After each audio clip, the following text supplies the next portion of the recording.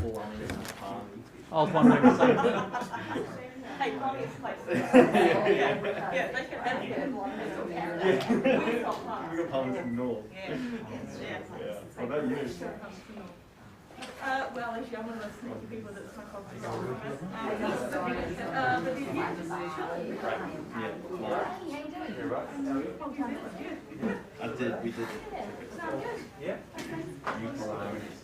And we booked tickets. That's right. Mainly French. I thought I had it. So,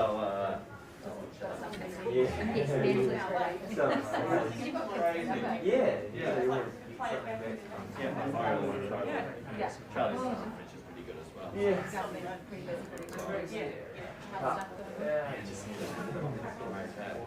Just need it all running this summer or something.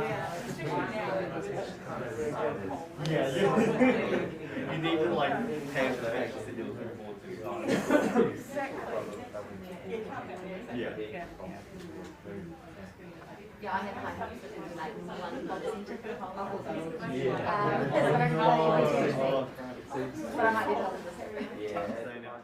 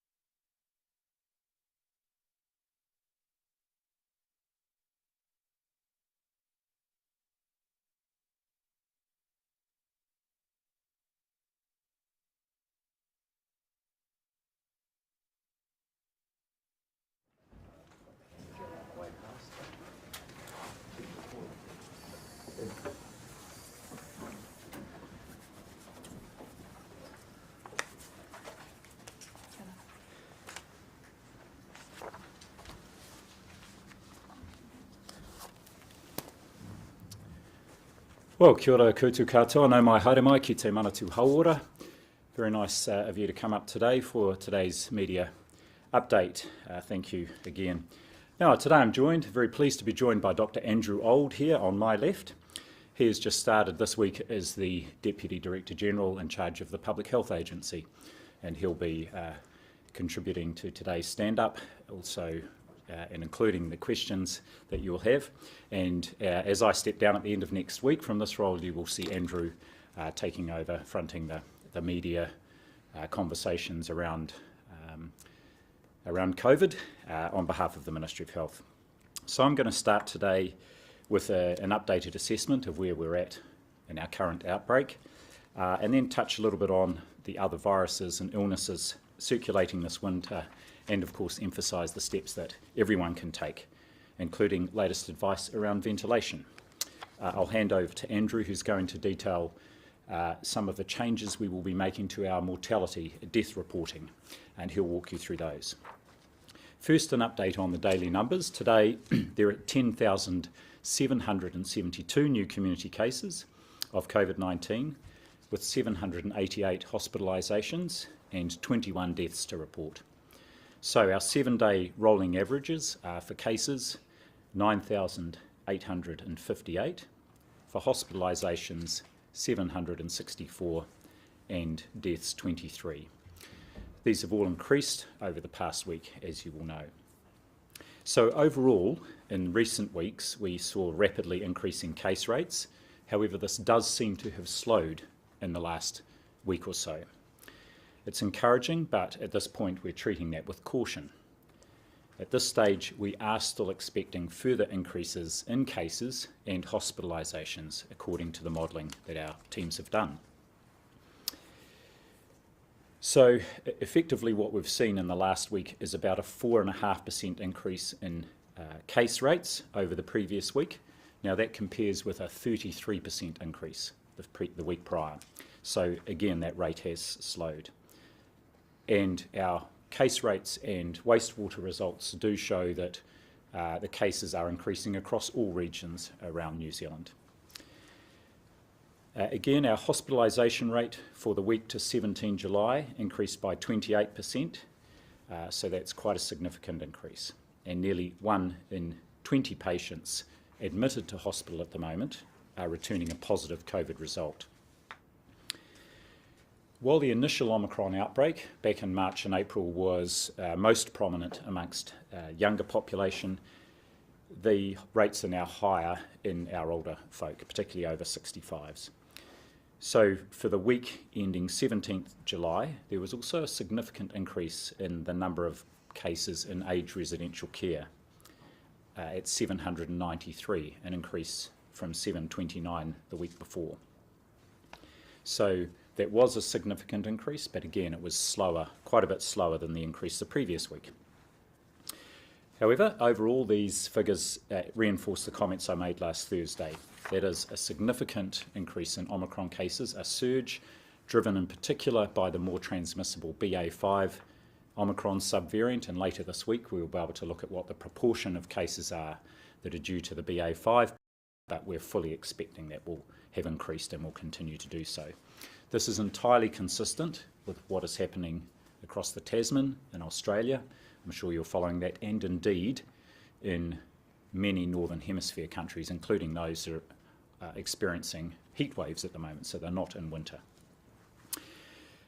I want to just update on the BA 2.75 subvariant of Omicron, and we have had confirmation of 2 community cases in Auckland with this subvariant. It's the first time we've found it in the community, but both these cases are linked to known imported cases and are isolating at home. These are in addition to the 6 BA 2.75 reported cases that we've previously talked about, all of which are associated with recent overseas travel. So far, this subvariant has only been found linked to the border. We're regularly assessing the new subvariants and the emerging evidence on their transmissibility and severity. At this stage, we don't see anything that would indicate the need to change our public health settings. That's the conclusion other countries are drawing as well around BA 2.75. This subvariant does have some characteristics that enhance its ability to evade immunity, which is the same with the BA4 and 5 subvariants. However, there's no current evidence that it leads to more severe disease, and so we'll keep assessing the evidence on that. In terms of a winter update, as well as COVID-19, as you know, we're facing the usual pressures on the health system that we see every year through winter, except of course for the preceding 2 years with our borders shut. And we have, in addition to that, a high burden with the number of staff off sick, so this is really compounding things. It's not unexpected, but it has appeared earlier in the winter season, particularly with that early peak of flu, and so that's creating quite a lot of pressure in our emergency departments, general practices and medical centres. I can assure you, as I said last week, that all parts of the system are working together on a daily basis to make sure we respond to those pressures, and the public can be confident that if they or their loved ones need urgent hospital level care, they will receive it and it will be delivered professionally. And I want to thank all our workers that are continuing to work for their professionalism and support. As you know, last week on Thursday, the government announced measures in response to the winter pressures, including greater access to masks, as well as rapid antigen tests and that widening access to antiviral medicines. However, with COVID-19 cases expected to continue to rise in the coming weeks, I would call upon everyone to once again assiduously take the simple steps that will lower the impact of COVID-19 and other respiratory illnesses this winter. Vaccination, mask wearing, staying at home if unwell, regardless of your COVID test result, uploading your test result into the on the web, and waiting until you are very well, completely well, before visiting the vulnerable or elderly. A comment then on ventilation. Studies that track the concentration of carbon dioxide that effectively measures the air that has been breathed out by people inside show that, as well as wearing a mask, good ventilation can reduce indoor transmission of COVID-19 and other respiratory viruses. Even relatively simple steps like opening windows can help considerably. Having several windows at different ends of a room open, and it doesn't need to be all day, just for a short period, really improves ventilation and reduces the risk of COVID-19 being transmitted between people in a room. So opening all windows even for 15 minutes when a room is not in use also helps to flush out stale air and reduce the risk of infection for those who are using the room subsequently. In a house, ventilation can also be improved by running a kitchen and or bathroom fan for a period. They're not designed to be run continuously, but they do again help to clear out stale air and bring in fresh, clean air. Even with good ventilation, and especially if you cannot control the ventilation in a room, it's important to continue to wear a well-fitting mask, and a good rule of thumb is to wear a mask anywhere you are in an indoor environment outside the home. Finally, just on meningococcal disease. As well as influenza and COVID-19, the meningococcal rates increase during winter, and this is because people are spending more time indoors. In the past 5 weeks, we've recorded 22 cases of this bacterial infection, predominantly in teenagers and young children. It can be very severe, and at this stage there are no known links between these cases, so it's not classified as an outbreak per se, and the increase in the case numbers is very consistent with what we see each year. However, as I said, meningococcal disease can lead to serious illness and even death, and it's a good time to remind health professionals and indeed everybody, in particular parents, to be alert for the signs and symptoms. All whānau can take steps to help protect their young ones.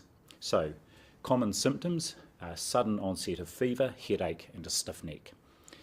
Other symptoms include nausea, joint and muscle pain, vomiting, and increased sensitivity to light and or confusion.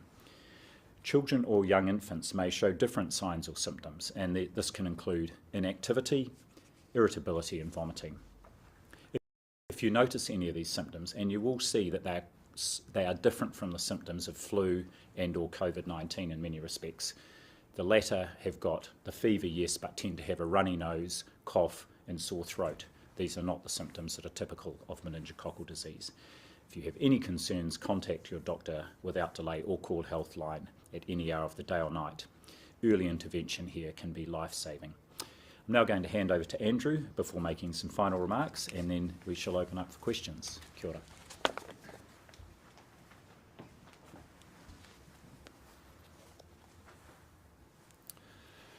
Thank you, Ashley. Kia ora koutou katoa. As mentioned, my name is Andrew Old and I'm the new Deputy Director General for the Public Health Agency within the Ministry of Health.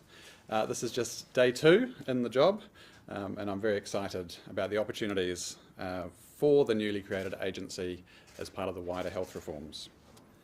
So the Public Health Agency has been charged with leading all public and population health policy, strategy, regulatory, intelligence, surveillance and monitoring, and has a key role in providing advice to ministers on all public health matters. But more broadly than that, it's about protecting the public and improving the health of communities through greater emphasis on equity and the wider social and commercial determinants of health, such as income, education and housing. It's about working with other agencies to create a supportive and enabling environments that help our communities stay well and live well. So that said, today I am still going to be talking about COVID, specifically how we are reporting COVID deaths. As you know, part of having an effective COVID response is about the intelligence that we provide and having a really strong understanding of the burden of COVID-19 on our communities, including when those infections lead to deaths. The Ministry has recently announced improvements in the information collected about COVID-19 hospitalisations, and so while we still report daily number of people in hospital with COVID-19, improvements in information gathering mean we can now also start reporting on people hospitalised where the main reason that they're in hospital is due to COVID-19 or with COVID-19 as a contributor. This is a more meaningful measure in terms of understanding the real impact of the burden of severe disease from COVID-19. Today I can announce we will be making a similar change to the way we report COVID-19 deaths, shifting away from reporting all people who have died within 28 days of a COVID-19 infection to people who died because of their COVID-19 infection or where it was recorded as a contributing factor. While we will continue to report additional deaths with COVID-19 in the daily updates, the focus on reporting total COVID-19 deaths will shift to cases where COVID-19 is either the underlying or a contributory cause of a death.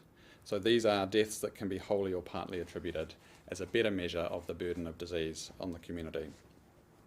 Over time, that will also allow us to provide more and better demographic information about the people who have died from COVID-19 over the course of the pandemic, such as by age, ethnicity, and by vaccination status.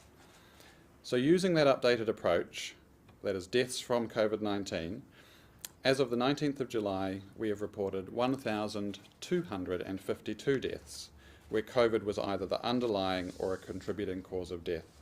This figure is lower than some of the other ways we've counted deaths of people with COVID-19 to date, but still shows that in somewhere between 2/3 and 3/4 of cases, that the person who has died with a COVID-19 infection, that infection was either the cause or in some way contributed to their death. This number may of course rise over time as more COVID-19 deaths are assessed and classified. So it's important to note that this updated approach is consistent with the approaches taken in the United Kingdom, Australia and the United States, and therefore more accurately reflects the contribution of COVID-19 to death numbers and overall rates. This updated approach will now become the way that we report our figures to the World Health Organization going forward. We will start reporting these updated figures in this way on the website from Friday this week. I also just want to make a note about the fact that whether we're counting deaths from or with COVID-19, New Zealand has a lower cumulative COVID-19 mortality rate than many other countries due to our successes early on in the pandemic. In the United Kingdom, for example, the cumulative COVID-19 death rate is 2,648 deaths per million population, and in the United States it's 3,057 deaths per million population. If New Zealand had had the same total rate of deaths as the UK, we would now be reporting over 13,500 deaths from COVID-19, and if we had the same rate as the USA, it would be over 15,000 deaths, compared to the 1,252 that I mentioned just earlier. Now, as part of making improvements to reporting on deaths, the Ministry has also is now also reporting 69 additional deaths of people within 28 days of being reported as a case. These are all people who have been previously reported as being a COVID-19 case, but did not have their deaths recorded at the time. So most of these deaths have now been included as a result of changes to the reinfection guidance, which was issued last month. This allows us to now treat a positive test result between 28 and 90 days of previous infection as a true reinfection. And so there are an additional 40 people of that 69 who died within 28 days of getting reinfected with COVID-19 who are being added into the death totals from today. There are an additional 29 people with COVID-19 who were reported as cases but whose deaths were not initially uploaded as deaths into the database at the time. It's important to stress that these additional deaths reflect changes in reporting practice and don't in any way relate to the care that these people received. And all of those 69 deaths have occurred since the 23rd of March this year. So those deaths are being progressively added to the total deaths within 28 days of being reported as a case. And as more is known about each death, they will be classified as either deaths from COVID, primarily or partly, or unrelated to COVID-19. So just to be clear, as we now are much better at reporting deaths from COVID, and we can better differentiate between whether those deaths were from or COVID or whether COVID was a contributory measure, that is the key metric that we're going to be shifting our reporting to over time. Back to you, Ashley.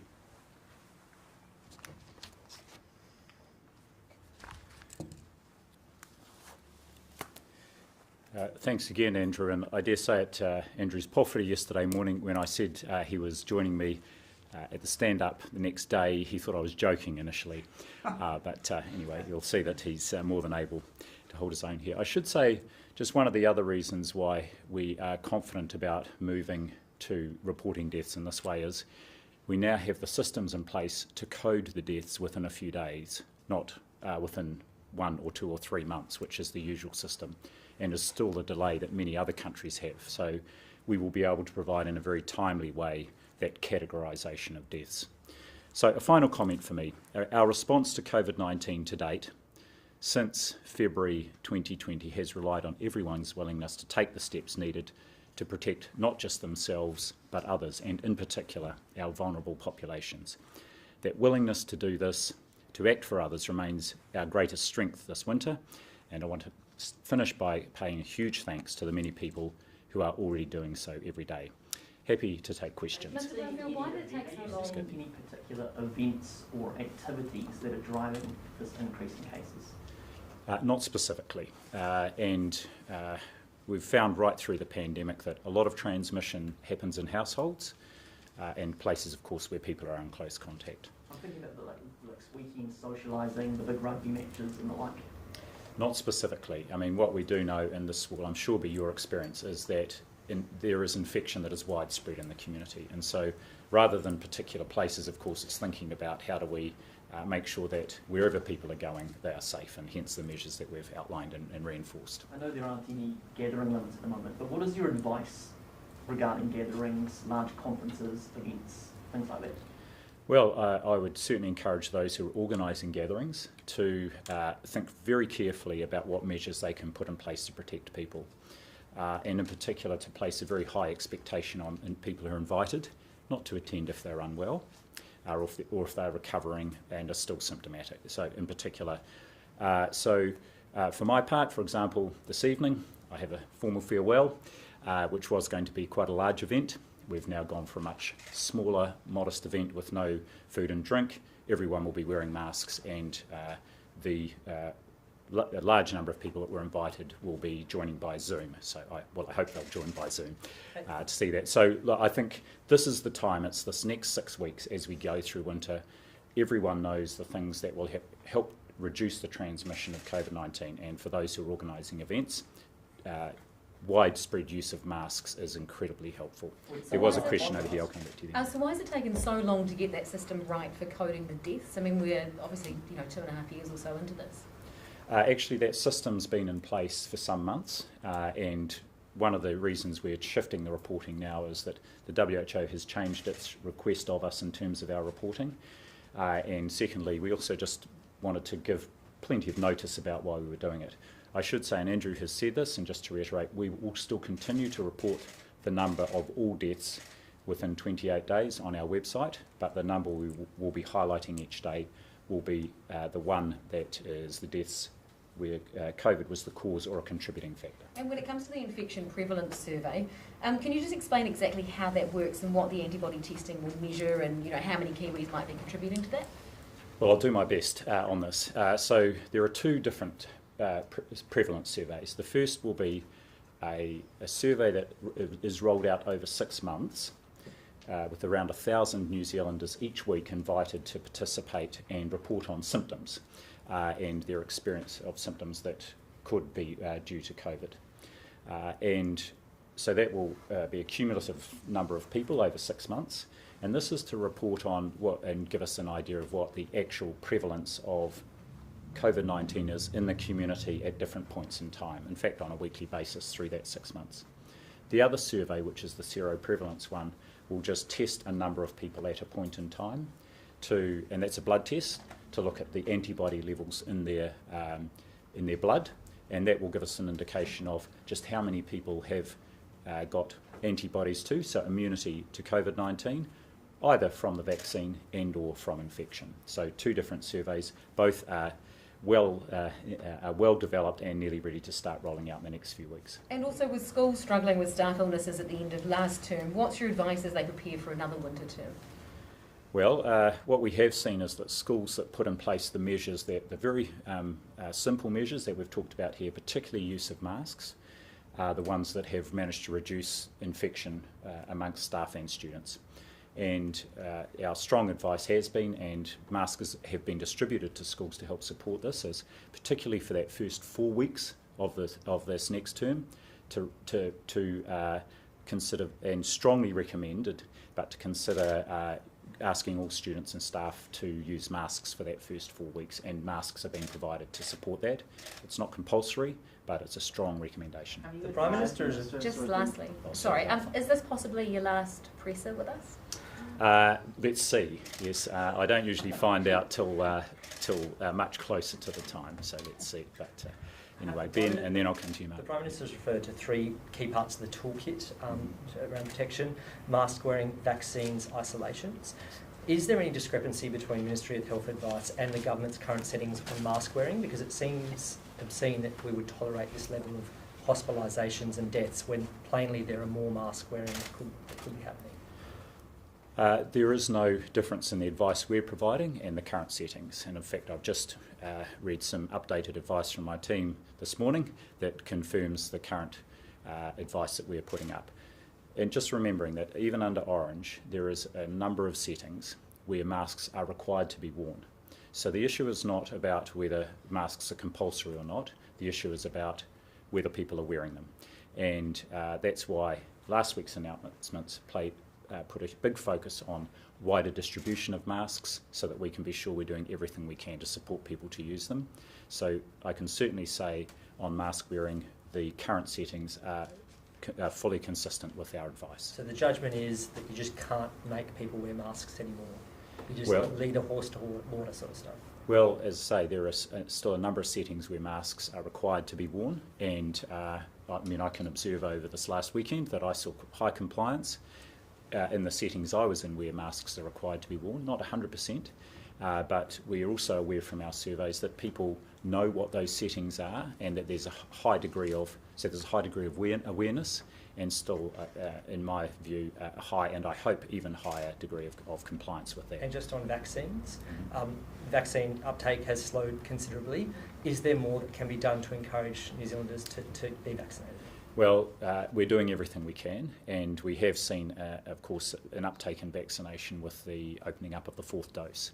And so that's pleasing to see, but just, again, strongly encourage people, even if they've had COVID-19 recently, or if it's 3 months since, go and get either your booster or, if you're eligible, that 4th dose. Do you have figures on this? Sorry, Mark.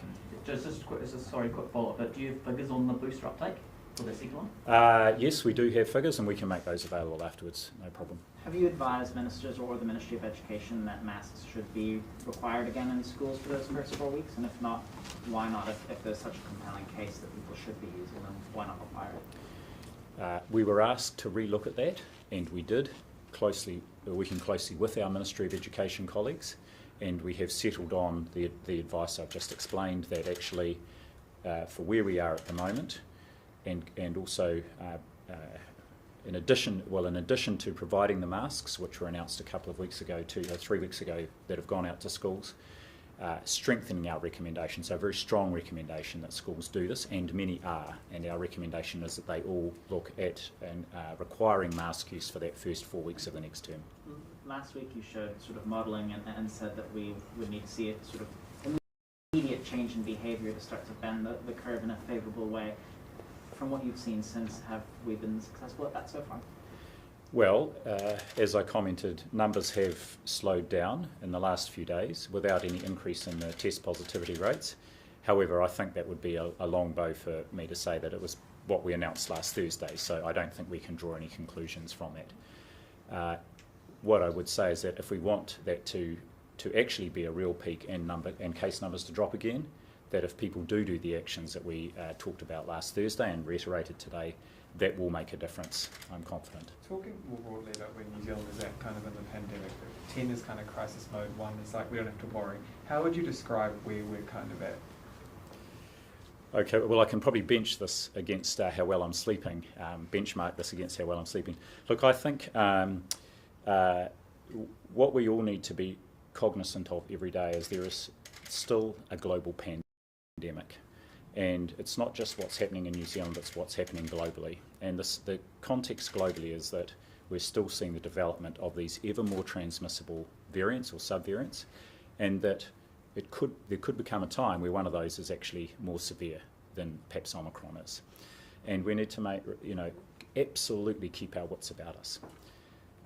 Likewise, we're hearing every day about the pressures that are on our healthcare system, and COVID-19 is a significant contributor to that. Over nearly 800 people in hospital with COVID-19, and a good proportion of those would not be in hospital if they didn't have that infection. So I don't want to necessarily put a number on it, but we're nowhere near 1, that's for sure. And we need to keep doing what we have been doing. We're not out of the woods yet on this. For you personally, how does it feel to be sort of staring down the barrel of ending the job and sort of walking out this building for the last time? Well, I'm going to talk a little bit more about that, I think, in some interviews next week. But a key thing for me is I feel absolutely confident that the public health response and all the government response is in really good hands. We've got Andrew here, very experienced public health doctor. Dr. Diana Safati, who's coming in as Acting Director General, is a public health doctor, and there are really well functioning teams across this organisation and Health New Zealand, Te Whatu Ora, that will be leading the response from here. So I'm confident that things are in really good hands. What's next for you? A good break. And the gathering limits today, does that mean no karaoke tonight? We've cancelled karaoke. There was no karaoke tonight. It's not something you generally do when there are senior public service people and politicians around. We were going to have a good fun evening next week. We'll do that later in the year, I hope, if the staff here still want to come, when things are not in the situation. From my perspective, this is not the time for us to be doing those things. We know that they're the sorts of events that people are likely to spread COVID, usually unwillingly, because they may be asymptomatic. And would you be suggesting that other organisers do the same, they postpone big events for past this next 6 weeks, please? Well, just to go back to my earlier comments, there are measures that can be put in place to make events safer. So I think there are things that organisers can do and things that attendees can do. And the most important for attendees is not to go if you're unwell or if you should be isolating as a household contact. But yes, if there are things that can be deferred, this might be a good period when to just defer those to later in the year. I think. Have you had any initial figures on the uptake of the free RATs system, and also do you have any more information on, in terms of an update on the overall pressures on hospitals from everything? So on the first question, I don't have any figures, but we can provide an update on the number of tests distributed since last Thursday when the announcement was made and how that compares with earlier distribution. So we can provide those figures afterwards. The pressure on our hospitals and general practices and community providers is similar to what it has been. We have seen drop-off in influenza, but there's still high rates of people presenting at emergency departments, and so it's a daily and sometimes 2 or 3 times a day exercise in each district to look at how they can move staff to make sure that people who are acutely unwell can get the care they need. Please. Have you had any conversations with your counterparts in the Pacific? Obviously there was the Pacific Islands Forum last week, and it seems as if there has been a bit of spread go on as a result of that gathering. Have you heard whether that has had any impact on nations as leaders and things have headed back to their home countries? We haven't had any reports back yet, but again, that's something we can look at. We haven't had any requests for assistance. We have been providing some assistance into Niue since they had that first flight that went in late June that ended up having some cases on it, and so we've had a team over there supporting them in their response, and that's been a daily interaction and support from here as well, but nothing subsequent to the Pacific Islands Forum. How are things going in terms of Niue? Are they improving or? Yes, I just read the latest report yesterday. They've had some cases there. They're all related to the border, so people having recently arrived or immediate contacts, and the procedures they've put in place around isolation and testing are containing that so far. Of course, Niue has extremely high rates of vaccination, which is a really good starting point for them. Can I just circle back to the booster shot? I know you said you have the figures separately, but just generally, are you satisfied with what the uptake has been recently? Well, there are the 2 boosters. The first booster, which has been rolled out for a while, we've hit around early 72-73% coverage. Very similar to what other countries are finding. There is a drop-off between the initial course and that first booster. One of the good things is that since the second booster was made available, we've seen an increase in uptake of that first booster. And so far, pretty good uptake of the second booster. We'd like to see that going up, because at the moment, about somewhere between 30 and 35% of people who are already eligible for that second booster have had it. Between now and the end of July, there's over 1 million people that become eligible, and we've got the capacity in the system, we've got the vaccine, and this is something people can do. And there is evidence emerging, in fact, 2 studies in major medical journals published just in the last few days that have shown the benefits of that second booster, not just in reducing the risk of severe infection and death, but actually reducing the risk of being infected in the first place. It's a smaller impact than it was for the earlier variants, but it is there. Andrew's very keen for a question if you've got any for him. Unless it's about monkeypox, I don't know who's the monkeypox person. Try me first, and if I can't answer, I'll hand over. Where are we at with a potential vaccination campaign for monkeypox, particularly for at-risk populations? Yeah, we are in the process, and Pharmac's working actively with the single vaccine manufacturer to get some of the vaccine that is used, remembering that it's a smallpox vaccine that can be used. It's one of the 3rd generation ones. So why don't we aim to have an update either later this week or next on just how that discussion is going. I'm just not au fait with where that is, but it's productive. Yeah. And so far, just to reiterate, just the 2 cases of monkeypox we've reported in New Zealand, no further cases, both people who travelled overseas recently, and no evidence of any community transmission at this point. Any final questions? Well, since there's no one, are you keen to do a preventative sort of vaccination campaign, or is it sort of not going to be like that? Or? It's one of the tools in the toolbox. At the moment, we're not in a position where we would need to use it, but of course we want to have access to it if it is going to be something that could be important if we did have the potential for community spread. I know a number of other countries are doing ring vaccination efforts. Just to shed a bit of light on the testing a sort of sample of Kiwis to go understand the sort of true scale of the outbreak. Just a bit more detail kind of on that. On the prevalence survey, Yeah. I've probably given you all the detail I can provide off the top of my head, but we can send some further follow-up info. In fact, I think there were some media inquiries earlier today, and we've sent some information around to whoever inquired, and we're happy to send that more widely. Do you still think it's about twice what the testing is? Yes, if we look at the number of tests we are getting, our surveillance testing, our wastewater testing, and the positivity rates, it's about twice the number, and it's just hard to know what the breakdown is of those tests. Some of those are people who might be testing and isolating but just not recording the results. I should say though, New Zealand continues to have one of the highest testing rates in the world, and it gives us a very good picture of the burden of disease, and it really informs our response. So the fact that today over 10,000 people have been reported who yesterday did a test, uploaded the result, and are now isolating is just fantastic to be this far into the Omicron outbreak and that happening. Encourage people to keep doing that. It's absolutely fundamental to us managing the outbreak. Just back on the booster, sorry if this has been asked, but given there is supply and the uptake hasn't been as high as you might want it to be, is there any consideration being given to opening it up to people outside of the current grouping? Yeah, so at the moment we've got one of the widest eligible set of eligibility criteria in the world. I know that Australia, a little bit after us, they opened up initially to I think over 65s. They've now dropped that to down to 50 and above recommended. 30 to 49 is it's if people want to have it, they can. So that's the group, and we have been asked to have a look at that. And so we are looking at that at the moment, and also the interval. At the moment we're saying 6 months since the second booster, so we're just going to have a look and see. But as I say, over 1 million people become eligible in these next few weeks.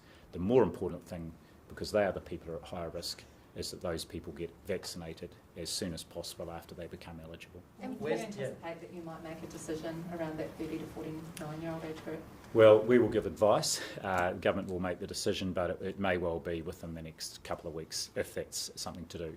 So we've got capacity in the system, we've got the vaccine, and as I say, at the moment we've got quite wide access criteria, which includes any health or disability professional down to age 30, and it's just, and the most important thing is that we focus on, first of all, vaccinating those priority populations. And what would you say to those people that are eligible at the moment? I know a few in my family, and are kind of dragging their heels a bit on it, saying, we don't think the vaccine's as effective as it was, we can't be bothered getting another jab. What would your message be to them? Well, first of all, in terms of the vaccine effectiveness, the studies I talked about, two really quite big studies, one in I think Canada and the other in Sweden, and we're happy to circulate the references to those, show a really important improvement in protection against hospitalisation and death, and as I say, even transmission. And this is particularly, these were in older people. So for anyone who's over my age, 57 and older, then definitely worth getting the vaccine, and consider it even under that age. I would strongly recommend anyone. I'm not eligible yet because it's still within the 3-month window of when I had COVID. I strongly recommend anyone get that 4th vaccine. There is really substantial evidence about the benefit of that now. We've got people ready and waiting, we've got appointments, so go to it. It will help protect you during winter. And you've also got over 30s that want to do it, so where's the urgency in allowing them? Because the recommendations that I've made, and also just actually, just to reflect on an earlier comment, it is a Director General decision now to allow these vaccines to be given to certain age groups. At the moment, the evidence and the advice I have had from our technical advisory group is aligned with the categories we've got. I'll wait till I've had that updated advice, but it's very clear that the benefit is there for the groups that are currently eligible. You wouldn't need cabinet approval, you would just sign that off if you thought that was the right thing to do? That's correct. It would be myself or either the incoming Acting Director General would be able to do that, but it's not something that's done lightly, because effectively it's being prescribed and done off-label, and so it's something one does on the basis of really good advice. You you're a bit of a rugby fan and like the COVID response, rugby brings the country together. Do you have a view on the coaching position of the All Blacks? I don't have a view, but thank you for the question because it allows me to explain my hoarse throat. It's not due to any current or recent respiratory infection, but I was yelling instructions loudly at the All Blacks on Saturday night, and unfortunately they didn't seem to take any notice of what my suggestions were. So quite clearly, even though I'm finishing at the end of next week, I will not be in the running for the All Black coaching job. Were you at the game or yelling at your TV? I was at the game, and I have to say it was a great atmosphere there, and it was a great game to watch, and really enjoyed it. Thanks very much, everybody. Have a good day.